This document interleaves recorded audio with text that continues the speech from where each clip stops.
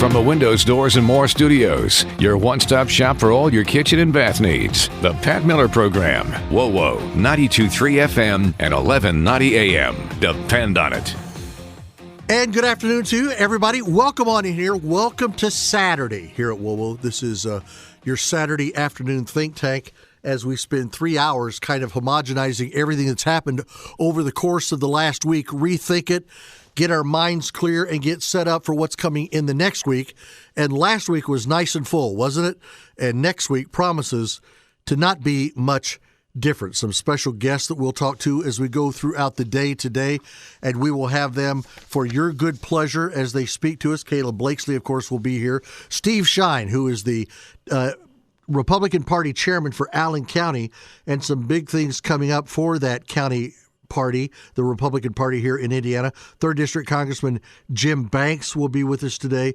Philip Wegman, the favorite guest of the lovely Mrs. Miller from Real Clear Politics, will be here. And Senator Mike Braun, a nice little last-minute addition. He'll come in and he'll visit with us in the 2:30 portion of the program today. So a lot of guests to talk to, but a lot of stuff on the in-betweens as well. And I want to get into that. Remember, you can text me while I'm here or even after we're gone at 46862. That's 46862. You text the word WOWO first and then your question or comment, and it comes to us right here. You can also email me after I'm gone. That's Pat Miller, all one word, no dots or dashes, Pat Miller at WOWO.com. Well, here's a little two sides of the same different coin. Here we've got Charles Barkley, and I like Charles Barkley. Charles Barkley is one of these guys who has made millions of dollars because he was a good NBA player. He was a great guy. He makes funny commercials and says funny things, and sometimes he says things that are just bordering on idiotic, and I give you one of those from this week. Charles Barkley said, "If I see a black person walking around with a Trump mugshot, I'm going to punch him in the face. Oh, I mean that sincerely." Don't let Charles Barkley, if you're a black person, don't let him catch you wearing a MAGA hat. You've got no right to wear a MAGA hat, at least not according to Charles Barkley. I'm not exactly real sure where it is that Charles Barkley pulls that kind of clout where he thinks that he speaks for all blacks. I happen to know several, and I don't think he speaks for them. On the other side of that coin, another person of color, a beautiful young lady, Star Parker, who is one of the greatest, most consistent minds of all conservatives, coming to us from the right side. And she said, "When will we realize that the real racism belongs to liberals who see every black American as a liberal mannequin, denying their uniqueness, denying their integrity, and denying their individuality?" Don't believe it? Just say you like Mike Braun for governor. Just come out and say you like Jim Banks for senator. Come out and say you like Donald Trump for president. And just watch their eyes roll back in the middle of their heads. You're not a real black person. You're not a true African American. You're not one of us. Maybe not. But that might not be the thing that divides, right? Joe Biden trying to gain more traction. Joe Biden has said this week, wages are up more than prices. Unemployment has reached historic lows. Families are finally getting a little breathing room. How's your family? I mean, my family and we're not destitute, but gaining more breathing room? Like somehow the middle of the economy, they've loosened the belt and we're now actually able to take a nice, great, big breath in and everything's fine and perfect? I'm not exactly sure that's what's going on. I really don't. You know, maybe I'm all wet. That's just all I'm saying here. I know. Look, it's crazy. I know it's crazy. White House Press Secretary Karine Jean-Pierre, and this is, of course, my producer, David Shea with a C. This is his favorite person in all of Washington, D.C. Kim has Philip Wegman. David has Karine Jean-Pierre. She says, "You're upset because the president has note cards? He's done more in the first 3 years than most presidents who had 2 terms. You're asking me about note cards? What the American people care about is how this president is delivering for them. And that's what he's doing. And that's what's the most important thing here. Delivering what? Ms. Jean-Pierre, he's delivering what? Look, Joe Biden came into office promising several things. Transparency. You're going to hear from us more than any other presidential administration. When we move, we're going to tell you where and how we moved. All of it's going to be there. You'll see. None of that happens. None of that happens. Biden came into office promising transparency, promising normalcy. We're going to get back to normal. Instead, he's delivered chaos. But in the midst of all this chaos, there's something else going on too. Joe Biden is losing to Donald Trump because of a dirty little secret. Don't come unglued. Just follow me here. Donald Trump is actually the moderate in this race. He's not the staunch, pound the pulpit conservative. He's far more conservative than a lot of people that we've had. I'm not exactly sure that he's going to be as conservative he was in his first term, but Donald Trump is actually the moderate. Biden abandoned the middle, and median voters are now abandoning Biden. Because the legacy media, on all matters of almost anything and everything under the political spectrum, they are monolithically radical. They keep encouraging Biden to double down on the left-wing base. Come on, Joe, double down. Get tougher. Grab him around the neck again. Let's go. Let's push him. We're never going to get there if we don't start pushing our left-wing base. Hoping that by steering toward the radicals, he can boost voter turnout. But that strategy is leaving independent voters behind. Will the president realize that? Will he realize it in time? Not really sure. Hey, remember when you pay attention to WOWO every morning, you can catch Kayla Blakeslee, who you'll catch here in the next few minutes right after this first quick break. But you can catch Kayla every weekday morning from 5 to 9 right here on WOWO. You can get school delays, closings, right on your smartphone. Just text the word school delays to 46862. That's school delays to 46862.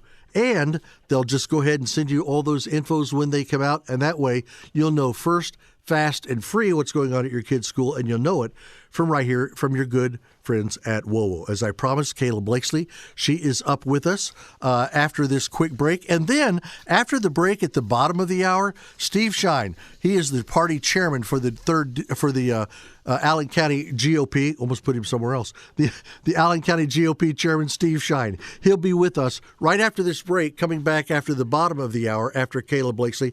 A lot going on. Don't get lost in the shuffle. I won't let you. Just hang right here with us, and we'll make sure you don't miss a beat. Right here on the Pat Miller Program, every Saturday from noon to 3, right here on WOWO 92.3 FM, 1190 AM.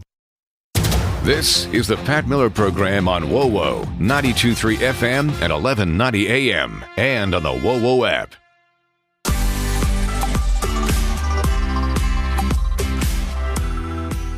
And welcome back on our Saturday program. Again, very glad that you all are with us. Can you believe this is the 4th program already? I mean, no. It's like time is flying. Yeah. Look, fun flies when you're doing time, and time flies when you're having fun. So that's how that works. You heard her voice. She's right there. The beautiful, the lovely, the talented, the inimitable Kayla Blakeslee. Kayla! Happy weekend. Yeah, Happy hopefully weekend, you're having a good weekend. I am. It started off pretty well, and we're doing all right.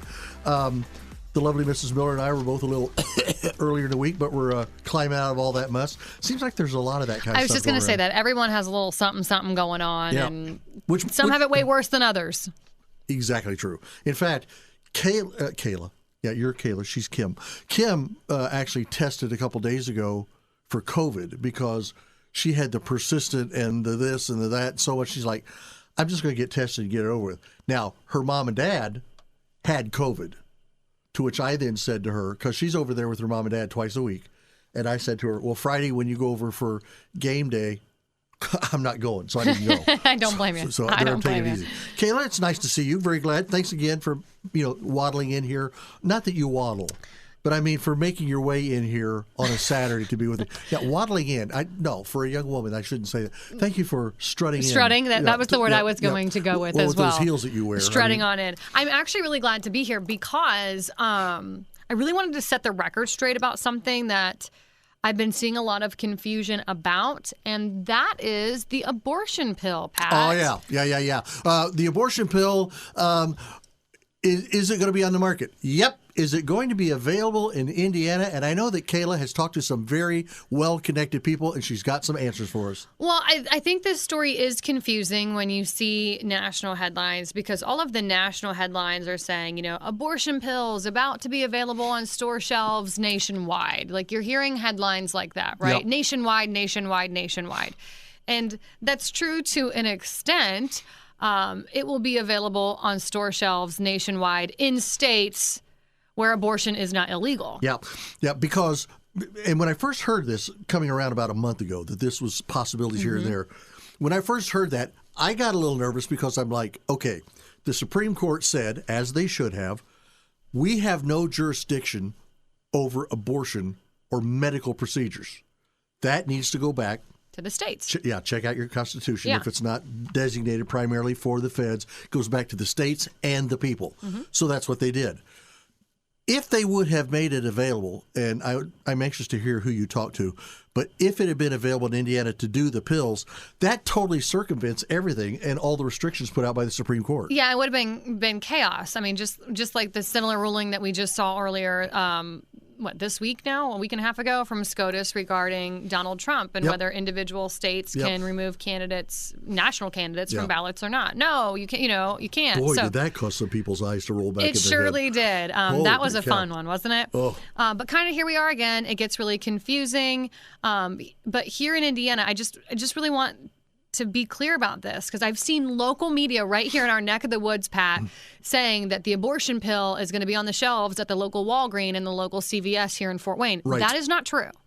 Okay, because here in Indiana, I'm sure we can all remember there was that special session called down at the State House back in 22, I believe, where our abortion laws were being debated here in the Hoosier State. And as of last year, our law, which is essentially a full-on near abortion ban, did kick in. I say near abortion ban because our law does have exceptions for rape and incest. Correct. So with that being said, no, you cannot just sell the abortion pill, aka mifepristone. You might hear that terminology as well. Right. On the shelves here in Indiana. How it will work, though, in Indiana, and I spoke with State Representative Bob Morris just to really get some clarification on this. Yes, the FDA has approved this drug. Yes, the FDA has said that anyone who wants to take the abortion pill, to take this drug, has to get a prescription from a doctor. Okay, that's all true no matter what state you live in. Here in Indiana, where our abortion laws are a little bit different, in the case of rape and incest, and it has been found that you can proceed, you still have to be prescribed the abortion pill by your doctor, and your doctor is the only individual who can actually administer it to you. I did not know that part of it. Yes, I did not know that part either. Really? Yes. Furthermore, I asked Representative Morris, what about a minor? What about a 15-year-old who goes in and claims rape, incest, what have you? Can she get it without the consent of mom and dad? He said, no, parents would still be notified that it is going to be administered potentially. He said there could, and every situation is different. God bless them for that sliver of lunacy. Yes, it is a sliver of lunacy. I mean, I remember back in special session, a lot of Republican lawmakers there at the State House didn't think that law even went far enough. And I kind of circled back to that with Representative Morris and asked what he thought. Did this law, in fact, go far enough? Does it go far enough? And he said, I think it went as far as we possibly could take it here in the state of Indiana. Yeah. Here's another question I have. Let's say, and I'm assuming that in Michigan you can. That's my assumption. What's to prevent somebody from here going up to a doctor in Michigan and getting the prescription and having it administered there and then coming home. But you would still have to have the prescription from your doctor, right? And here in Indiana, I don't believe that they can give you that prescription without them being the ones to actually administer it. Now, could you drive up to Michigan and buy it off the CVS store shelf with your prescription from your doctor? I don't know. That's a great question. Or, this is just the evil side of me here, or do we all at once start getting doctors advertising online, like on Facebook or TikTok or something? Pat, hey, come on up. I'll be your doctor for a day. Listen, we 100% do. And I actually said that during my program this past week. Yes, you need your little doctor's note, right? You need your prescription. Yes, it's been approved by the FDA, but to me that does not go far enough. I mean, one of my big concerns about the abortion pill, which I have a litany, I have a huge list of concerns, but the big one being the fact that, like, do these women even hear of the side effects? Infection is huge with this drug. Yes. Hemorrhaging is huge with this drug. Yes. Death is also, quite frankly, a side effect of this drug. I even looked it up. According to the FDA, more than 3.7 million unborn kids and 24 pregnant women all died as a result of this drug. And can you imagine? Let's say a doctor actually tries to do his, I'm making world famous air quotes, due diligence. And let's say he says, okay, you come here to my office. I'll have you sign a form where you're naming me as your physician. You know, you're not in my state, but you're only 50 miles away. Right. That's not unheard of. We sign everything. We do it. You come up. I administer the drug, and I'm going to require you to be in the waiting room in our office for 6 hours after to make sure that everything seems fine. We get to 6 hours. I take your blood pressure. I take your temperature. Everything looks great. I kiss you on both cheeks, and you get in the car and you go home. 2 days later, you call me because you're hemorrhaging or doing whatever. Okay, well, first of all, he can't leave and come down here. He can't. So our mom and dad, who maybe don't even know you had the procedure done, are they going to load you in the family truckster and haul you back up to Michigan? That's the problem. There are so many loopholes with this, and I do foresee it kind of being a little bit of chaos. Again, as every state is different. Every state has different rules, different regulations. So I do foresee, as this hits store shelves, probably already now that's Saturday. Probably already on store shelves, and it's in multiple different. It's not every state across the nation where abortions are legal. Walgreens and CVS are rolling them out at some of their more populous stores first, and then other pharmacies will follow suit down the line as they see fit. I do want to point out, because I know we're up against the clock too, something that's just really absolutely repulsive to me is right now our president also issued a statement, I believe it was on Monday or Tuesday of this past week, basically advocating for other pharmacies to follow suit, to follow in the footsteps of the Walgreens and CVS chains. And aside from all of the side effects and the harm that this drug can cause women, I find that repulsive because he and the VP both claim to be like such huge champions for women. And when it comes to the abortion pill specifically, that is the number one used source when it comes to sex trafficking, human trafficking, child trafficking. And I feel like if you truly care about advocating for women, and I would say this to anyone, not even just the president or the vice president, if you truly care about women and protecting women and children and keeping them safe, then you would not be a fan of this. Right. You would not be okay with this. So I found it really repulsive, that the statement that came out from the White House. It's hard to cut this story at an angle where it would level out, where it would be beneficial to all women of all ages all the time. It just never. It can't do it. No. It just absolutely cannot do it. But just rest assured, Mom, Dad, little Stacy can't buy this at the Walgreens here in the state of Indiana. Right. At least. Well, and let me just say this. If little Stacy is a little Stacy, if she's 15 or 16, she shouldn't be able to buy it in Michigan without Mom or Dad either. I would agree with that as well, but I don't make the laws around these parts. Aren't you glad? Sure am. Kayla Blakeslee, thanks so very much. Have a good weekend. Yeah, now listen, next week, let's try to tackle something serious and not just take one of these light subjects again. I know, right? I'll try to bring something more fun next week. There you go. Kayla Blakeslee from Fort Wayne's Morning News, and we're going to be back with more straight ahead right here on WOWO 92.3 FM and 1190 AM.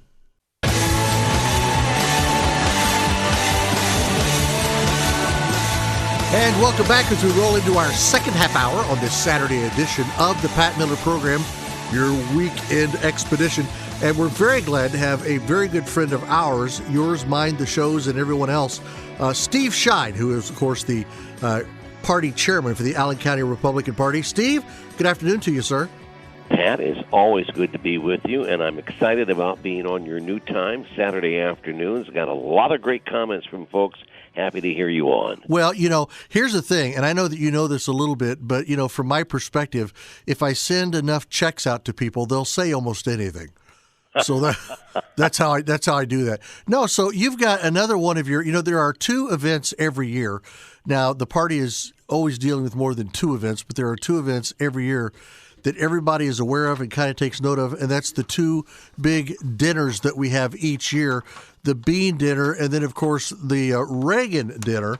So let's talk about that. There's a dinner coming up at the end of April. I think it's Friday, April the 26th.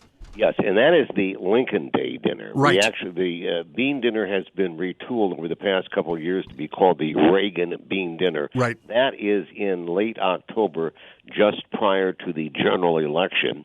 Then the Lincoln Day dinner, which way back when used to be in February around Lincoln's birthday, which made no sense because most folks were not in a political state of mind in February. Right. Under my tutelage, so to speak, we moved that to late April so it could be much closer to the May primary. And it's worked out quite well because it becomes very, very exciting to have the dinner much closer in time to primary day itself. And this year is no exception because on Friday, April the 26th, that's Cerruti's on Innovation Drive, that's just off Ludwig Road. Right. We will have probably the top Republican in the United States in a leadership position, and that is Congressman Mike Johnson, who is the Speaker of the United States House of Representatives. Right. Of course, Mike Johnson, who is a representative from the state of Louisiana, and he was kind of just between you and me, he was kind of a godsend when he kind of bubbled to the surface after we had gone through all of the mess of losing our speaker, the 15 rounds or whatever it was that we had to go through. It was just a nightmare. And then a year later, then that speaker had to go bye-bye. And then it's like Mike Johnson came up out of nowhere. It's like we all looked at each other and said, well, duh, why didn't we come to this in the first place? I will say that he has a very calming demeanor. Yes. He is very respectful. He is very diplomatic, but equally as important, if not more so, he is one of the foremost conservatives in our country, and he has spent his entire life in public service fashioning legislation that are inherent with conservative values and the American values which we so cherish to have made this nation the great nation that it is. Well, and the thing about him that has impressed me over and over, Steve, again, we're talking to Steve Shine from the Allen County Republican Party. The thing about Speaker Johnson that impresses me, he obviously has strong things that matter to him that he holds very dear. I'll call them kind of his key characteristics of his life, personally and politically. And he holds to those. I don't ever get the sense that he's up there just to grind the axe that he wants to grind. It's like he's not going to make everybody else pay for it. It's just who he is. The things that he believes in come natural to his philosophical beliefs. Right. They are not done to put your finger in the wind and in the air and see which direction the wind is blowing. He has held these cherished values and these conservative principles all of his life. All you have to do is look at his upbringing in Louisiana, the kind of family background that he has with his 5 children, the things that he has stood for in being elected a congressman with the largest plurality of votes in over 50 years in a congressional district for Louisiana. These things come naturally, and when they come naturally, you can vouch for the sincerity of the person who is stating them. Yeah, no, that's exactly correct. And I never sense, and maybe I'm being politically naive, I'm guilty of that at times. I never get the sense that that Speaker Johnson is just glad handing me or just feeding me the line that he thinks that people like me want to hear. I always get the sense that he's saying, okay, take or leave it. Here's where I'm at. This is what I'm thinking, and this is where I think we ought to go. And I sit there, and after I ruminate it over a while, usually I arrive at the scene where I'm like, you know what, I kind of think that that's where I'm at also. Well, I know that there are some conservatives who've done a little bit of carping at some of the positions that he has taken to keep things moving in Washington. But all I would say about that is, you can't always make everybody happy. No. But even the most strident conservative should be absolutely enamored and thankful that we have a gentleman of the conservative background of Mike Johnson in the leadership position. I don't think we've ever had that in our country's history, and we should feel so fortunate that now is that time, and particularly in this time when we need someone of that background more than ever. Well, and when you think about it, not only to have him come for one of our dinners, but he's coming for the dinner that is just before the Indiana primary in an election year that is this is an election year almost unlike any other. We have incredible movement being made at the very top of the ticket with Donald Trump securing his position. So that one is off the table. You've got some great people on our party side running for governorship, running for Senate, running for House. It's pretty incredible. And then, of course, the full lineup of people running to represent us down at the State House, Steve. Let's not forget them. And, of course, our cadre of individuals who are running for county offices, both for county council, for county treasurer, county coroner. We have a great group of professionals who are seeking those nominations. And, of course, as you said, the 8 individuals running for Congress, the 6 individuals running for governor, and, of course, my good friend and someone who I unequivocally support, and that's Jim Banks for U.S. Senate. Yep, absolutely. And I think he's going to do a tremendous job in the Senate. In fact, later on the program, in the next half hour, Jim Banks will be with us, and we'll touch base with him. And it's kind of rare. Today we get to talk to Banks, and then in the 2 o'clock hour, we get to talk to Senator Braun, who Banks is going in to replace. And, of course, Senator Braun running for the State House, running for governor. And I think, and this is no slight to our current governor, but I think Senator Braun will bring an unapologetic stronger arm of conservatism with him back into the State House. Pat, all I can say is with the list of individuals that you have on Saturdays, and particularly today, you've given a whole new reason for individuals to listen to radio on a Saturday afternoon. Well, and if they miss it, they can always... It's exciting that a program of your caliber would be on a Saturday afternoon and give people reason to listen to the radio. Well, and the way it's set up, Steve, is if people miss it, all they have to do is just go to WOWO.com or get on their WOWO app and go to podcasts, because not just interviews from my show, all 3 hours of my program is being podcast every Saturday, and I'm really enjoying that. That's something that we couldn't do when I was on daily. Well, it's good to have you on the weekends, and as you know, I'm a huge supporter. Love listening to you, and all of the comments that I'm getting, and I get them from people who are really embedded in the conservative trenches, so to speak, are so happy that now there is another venue that is a Saturday afternoon, right, when they can get their dose of Pat Miller. Right. Well, and if you get a dose of me, you've got a full dose of something. So again, one other thing before I go, I am so proud of all of the Republicans here in Allen County. They have made this party great. Not me, but them. I just get the opportunity to fulfill something that I really enjoy, being chairman and overseeing matters. But it's the rank and file, the precinct committee people, the elected officials who have made this party so great and has brought people to us such as Mike Pompeo, such as Mike Johnson, such as Rick Scott, true conservative leaders who have made it a point to stop by Fort Wayne to show their respect and their support for the greatest Republican political organization in the state of Indiana, and that's the Allen County Republican Party. Well, and practically in the entire region. And we never have a guest speaker that comes to this area that doesn't make reference to that. Because, when you think geographically, you're like, why should anybody outside of Indiana be aware of us? And the thing is, Steve, nationwide, people are very, very aware of the Allen County Republican Party. Well, I think it's all for the very good reasons, and now the only thing we need to do is get the state capital to move from Indianapolis to Fort Wayne, and we'll be done. Yeah, we do that. You and I could both retire. Okay, so this, again, folks, this is Friday, April the 26th. Now, don't be confused. There are two Cerrutis in town. This is the one that's north. It's out there off Ludwig Road, not very far from Smithfield, and it's beautiful. Parking is perfect. You can get in and out in a heartbeat.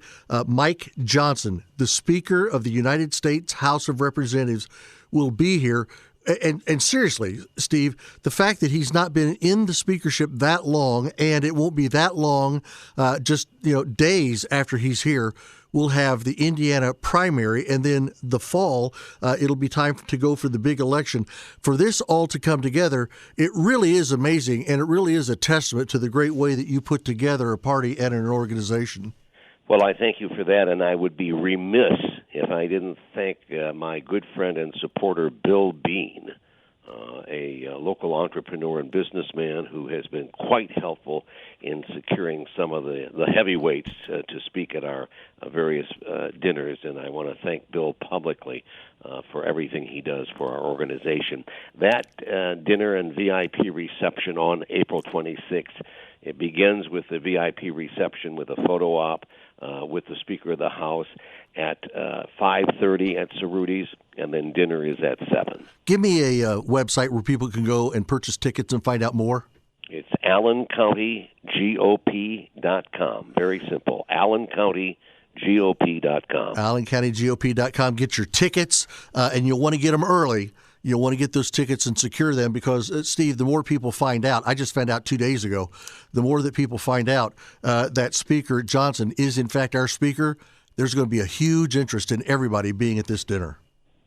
Well, thank you so much, Pat, for allowing me to be on your show this afternoon.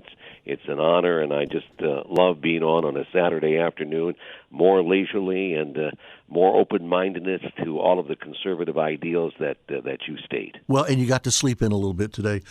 You're right. Yeah.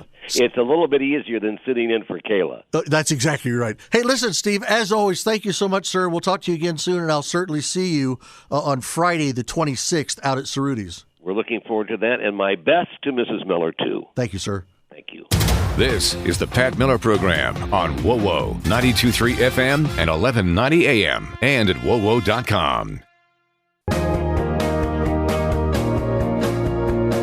And welcome back. In just a few moments, we'll have our news here from Fox News at the top of the hour. And after that news break, 3rd District Congressman Jim Banks will be with us, and we'll take his temperature a little bit on all that's happening in and around Washington, D.C., and now that he's back here doing some campaigning in and around the state. Again, after the top of the hour, 3rd District Congressman Jim Banks. Some people said it was a slap in the face. Arizona Governor Katie Hobbs vetoed a bill that would allow police to arrest illegal aliens. Oh, no, not that. Yeah, the bill's sponsors indicated the legislature did its job to protect our citizens, but Governor Hobbs failed to do hers. Look, Arizona, a historically strong state, a beautiful state, a state where there's a lot of tourism, a lot of great universities, just a lot of great ranches and a lot of great things in the state of Arizona, but it's lately been beleaguered by illegal aliens, and it's now home to the #1 national hotspot for illegal border crossings. U.S. Customs and Border Protection data indicates migrant encounters in the Tucson sector were up 182.4% in the first 4 months of fiscal year 2024 over the same period last year. 182.4%. Now, keen to get on and jump on and to tackle this problem, Republicans in the Arizona legislature passed Arizona Border Invasion Act, SB 1231, the Arizona Border Invasion Act, the ABIA, SB 1231, and they passed it last month. It is extremely similar to the one ratified by Texas Governor Greg Abbott in December and recently permitted by a federal appeals court to go into effect. And it would make illegal border crossing a state crime, and because it would be a state crime, it could then, in fact, empower states and local police to arrest foreign nationals who steal their way into the Grand Canyon state.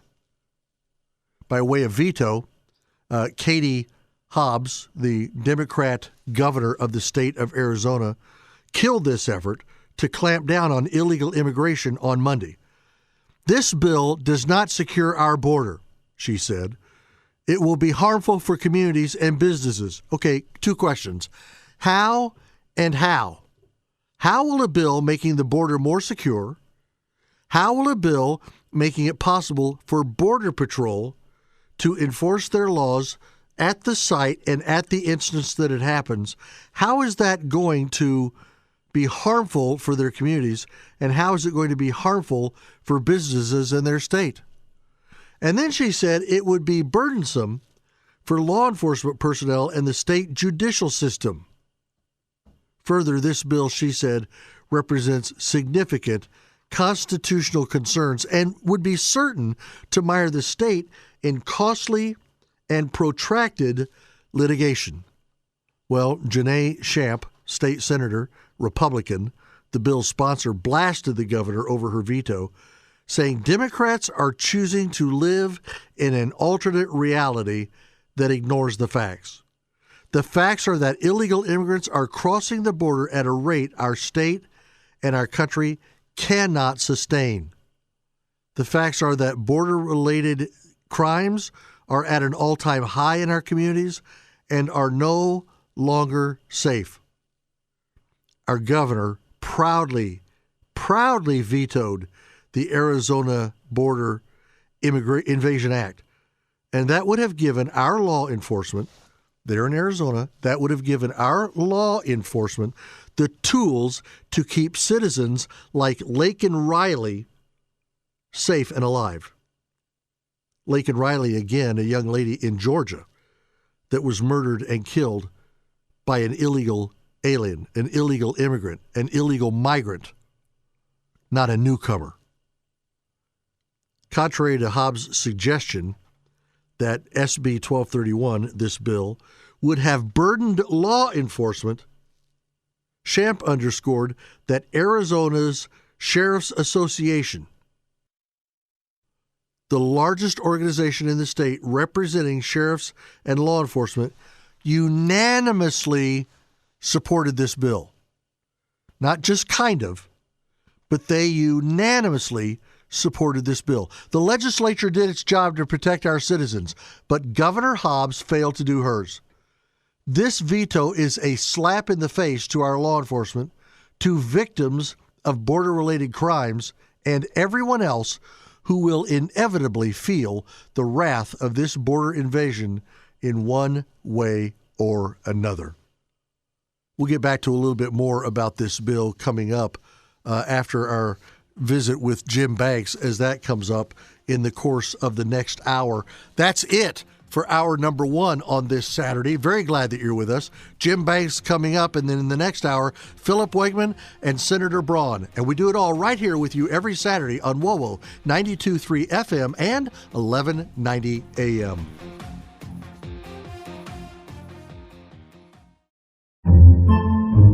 Podcasts by Federated Media.